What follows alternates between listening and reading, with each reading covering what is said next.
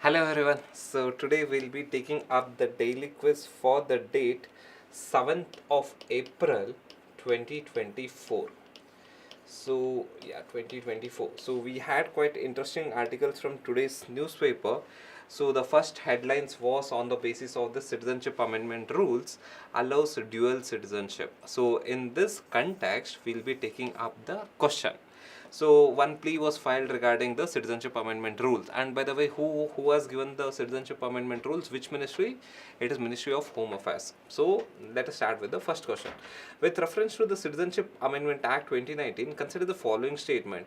CAA, that's your Citizenship Amendment Act, provides a path for fast track citizenship for Hindus, Sikh, Buddhists, Jain, Parsis, Christians from India's all the neighboring country. Is it true? So does Hindu, Sikh, Buddhist, Parsi, Christians and all the Buddhist, Parsi, Christian, Jains, all the six community from all the Indian neighboring countries, do they get Indian citizenship in a fast track manner? What do you think? No, it is not all the neighboring countries. It's only Pakistan, Bangladesh, Afghanistan. In Pakistan, Bangladesh, Afghanistan, the religious minorities like say Hindus, Sikhs, Buddhists, Jains, Parsis, Christians, they will get the Indian citizenship in a fast track manner. Under naturalization process, normal a foreigner would take 11 years. These guys will take only 5 years. So again, this statement is wrong. Why it is wrong? It is not all. It is only Pakistan, Afghanistan and Bangladesh. Fine. Okay, statement 1 is wrong. What about statement 2? Dual citizenship, that is your dual citizenship is not allowed to an Indian citizen as per the Indian laws. Is it true? Can any Indian hold dual citizenship, in the sense you are a citizen of India as well as you are a citizen of US or say Canada? Is it possible? No. As per India's law, if you are an Indian citizen, you cannot hold any other citizen. By the virtue of you holding other citizen, your Indian citizen will get automatically cancelled. That is India's law. So you cannot hold any other citizen. If you take up any other country's citizenship, your Indian citizenship will get cancelled. So again here, dual citizenship is not allowed. This is absolutely right. India doesn't allow dual citizenship for Indian citizens. So dual citizenship is not allowed to an Indian citizens as per the Indian laws. This statement is right. If you take up any other country's citizenship, your Indian citizenship will automatically get cancelled. So that is the rule. So again, statement 2 is right. What about statement 3? Citizenship Amendment Act, the rules do not require the applicant to renounce their existing citizenship. So again, what do you think? Is it right, wrong? So the recent rules of Citizenship Amendment Act given by MHA, Ministry of Home Affairs, does it include this? No. As per the rules, this statement is right, that the Citizenship Amendment rules do not require the applicant to renounce their existing citizenship. So that is the reason why a plea was filed in the Supreme Court. So as of now, this statement is right, that the Citizenship Amendment rules that was recently rolled out, as per that, it doesn't require for the applicant to renounce their existing citizenship. So this statement is right. So again, both the statements are right. So the answer has to be B. B is the answer. Fine. Okay. Now we'll take up the next question, and the next question is from the article that is regarding your IMF. So and by analyzing all the PYQ, we'll get to know that UPSC has asked a lot of question on IMF regarding the reports that they publish. So a lot of questions have come in UPSC regarding this one. So on the same lines, we'll be taking up the question: which of the following reports are published by IMF? First one is World Economic Outlook. So what do you think? World Economic Outlook, is it published by IMF? Yes, World Economic Outlook is published by IMF. So Global Economic Prospects. So Global Economic Prospects, is it published by IMF? No. Global Economic Prospects is published by World Bank. So again here, don't get confused. World Economic Outlook is published by IMF. Global Economic Prospects is published by World Bank. And the third one is Global Financial Stability Report. So Global Financial Stability Report, is it published by IMF? Yes, it is published by IMF. So statement 1 and 3, that is report number 1 and 3 is right. So the answer has to be C is the answer. World Economic Outlook and Global Financial Stability Report are published by IMF. Global Economic Prospects is published by World Bank. Fine. So this was your question number 2. And question number 3 is based on one important article that was regarding solar power, and it mentioned that the importance of various government scheme, and one of the most important government scheme was PM Surya Ghar Muft Bijli Yojana. So it was recently launched in February 2024. This article was emphasizing what are the benefits of this scheme, that is PM Surya Ghar Muft Bijli Yojana. So with reference to the question number 3, with reference to the PM Ghar Muft Bijli Yojana, consider the following statement. So statement 1, under the scheme, households will be provided with a subsidy to install the solar panel on their roof. Is it true? Is that the importance of this PM Surya Ghar Muft Bijli Yojana? Yes, under this PM Surya Ghar Muft Bijli Yojana, so households are eligible to install solar panels at a subsidized rate. At a subsidized rate, in the sense, government will later on provide them with some subsidy. So this statement is right. Under the scheme, households will be provided with a subsidy to install solar panels on their roof. This statement is right. So statement number 2. It offers subsidy of 100% for the installation of solar roof panels, for the installation of rooftop solar panels on residential building. Is it 100%? Does the scheme provide 100% of subsidy? No, the scheme doesn't provide 100% of subsidy. The scheme provides up to, the scheme provides up to 40% of subsidy, not 100% subsidy. Up to 40% of subsidy is given under the scheme. So this statement is wrong. So what about statement number 3? The scheme is implemented by Ministry of Power. Is it true? Does PM Surya Ghar Muft Bijli Yojana is implemented by Ministry of Power? No, it is not implemented by Ministry of Power. Then which ministry will implement the scheme? It will be implemented by Ministry of New and Renewable Energy, not Ministry of Power. It will be implemented by Ministry of New and Renewable Energy. So this statement is also wrong. So the answer has to be C. C is the answer. Fine. Okay. So now we'll go to the next question. So the next question is regarding CITES. So consider the following statement, and again UPSC had asked one question regarding the CITES, and again it was too much in news. So based on that we are taking up the question. Which of the following statement is correct regarding the Convention on International Trade in Endangered Species of Wild Fauna and Flora? So that is known as, the short form is CITES. Which of the following statements are correct regarding CITES? So statement 1. CITES is an intergovernmental international agreement aimed at ensuring the international trade in wild animals and plants does not threaten their survival. Is this why CITES has been established? That is to ensure that international trade in the wild animals and plants do not threaten their survival. So what do you think? That is the precise reason why CITES has been established.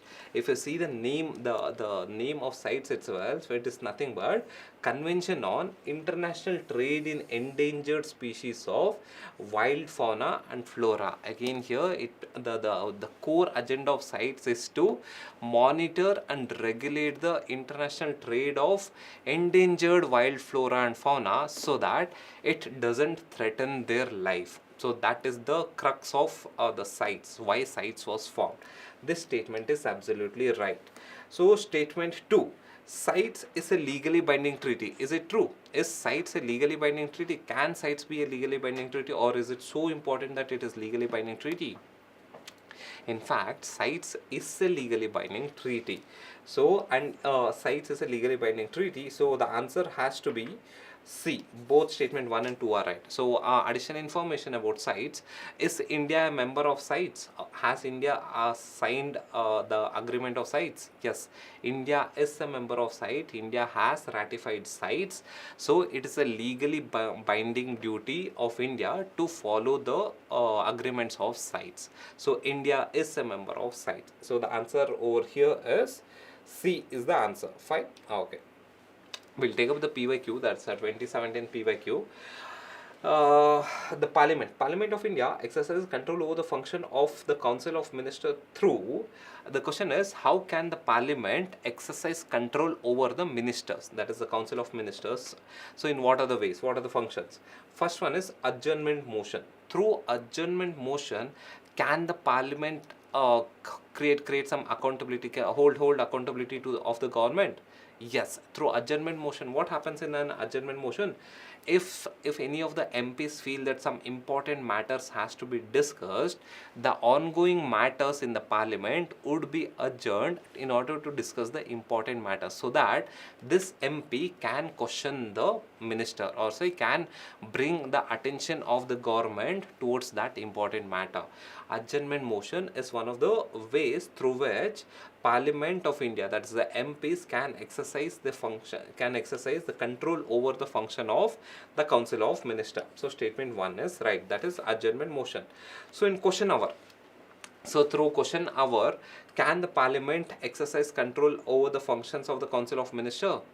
Yes, that's why question hour is designed. See, in question hour, there are various types of questions. Say, for example, the MPs can ask starred question or say unstarred question, through which they can control they can control over the functions of the Council of Ministers. In the sense, they can hold the Council of Ministers responsible. They can hold the Council of Ministers accountable through starred question. What is starred question?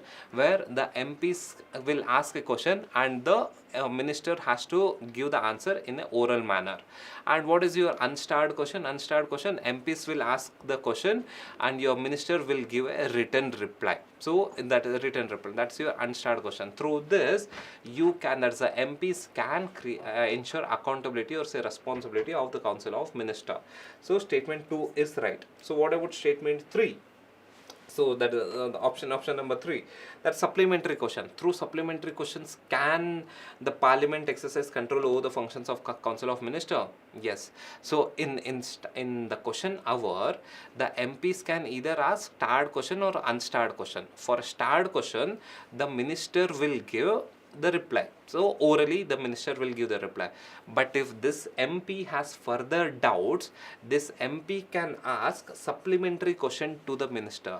So as a reason, what happens? You can control the function of the Council of Ministers, or say you can hold the Council of Ministers accountable. So again, supplementary questions are only for starred question. So in a starred question, the minister has to give an oral reply. If the MP is not convinced or the MP has some other questions regarding this topic, he or she can ask the question. So that is your supplementary question. So through all these three, that is adjournment motion, question hour and supplementary question, that is the Parliament exercises control over the function of the COM. So statement D is the answer. So answer is option D. Fine. So we will be taking up the fact of the day. So the fact of the day is total solar eclipse. So total solar eclipse tomorrow, that's the 8th of April. So you'll have this total solar eclipse will be witnessed in some parts of the world. So in this context, we'll be taking what is total solar eclipse. So total solar eclipse is a simple concept where the moon, that is the moon, passes between your sun and your earth in such a way that the sun's light because it blocks the sun's light. If you see this image, it blocks the sun's light and the shadow of the moon will be casted on the earth. So that is your solar eclipse. Is it clear? So that this concept is called as your solar eclipse. So and another concept you have to understand here is that path of totality. So what is path of totality? Path of totality means it is a strip, that is a strip on the earth's surface where this patch of land, say if you see in this image, where this patch of land will witness total solar eclipse. Total solar eclipse in the sense when the sun is completely covered. So that is your total solar eclipse. Only this patch on the earth's surface will experience total solar eclipse, in the sense complete darkness.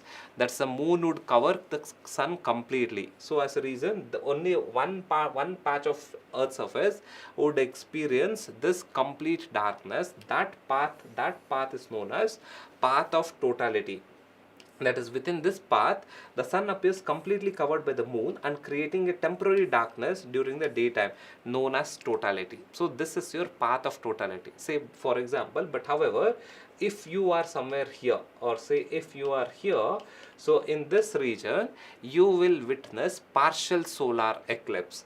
In this path of in the path of totality, you will witness complete total solar eclipse. In the adjacent to the path of totality, you will witness the partial solar eclipse, that is partial solar eclipse. So this was a fact of the day, and maybe if tomorrow you can better articles would be there on total solar eclipse, so you can go through that. So this is the concept of total solar eclipse. So then thank you guys.